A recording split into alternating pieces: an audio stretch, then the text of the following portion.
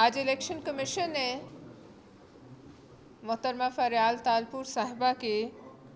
خلاف P T I کے جھوٹے کیسز کو اٹھا کر ردی کی ٹوکری میں پھینک دیا اور ان کے جھوٹے اور شرانگیز بیانیے کو جو انہوں نے ہر شریف آدمی کے خلاف،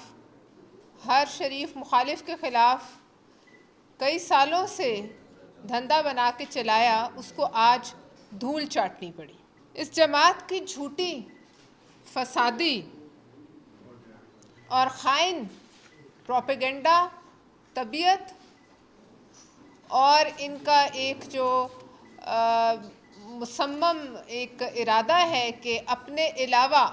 پاکستان میں کسی سیاسی جماعت کو نہیں چھوڑنا، وہ آج منہ کے بل دھڑام سے گر پڑا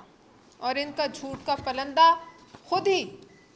پھٹ کر انہی کو تعفن زدہ کر رہا ہے۔ آج اس کا مسلسل آج بھی یہ بیانیہ ہے اور پروپیگنڈا ہے کہ ملک کسی نہ کسی طرح دیوالیہ ہو جائے، خدا نخواستہ، اور یہ ملک کو سری لنکا کی طرح پیش کر کے عالمی دنیا میں جو انویسٹر کانفیڈنس بڑھانے کی کوشش کی جا رہی تھی، جو ڈالر کو نیچے لانے کی کوشش کی جا رہی تھی، یہ اس کے خلاف ایک مذموم ارادے کے تحت یہ انٹرنیشنل پروپیگنڈا کر رہا ہے کہ پاکستان کی معیشت خدا نخواستہ زمیں بوس ہو رہی ہے۔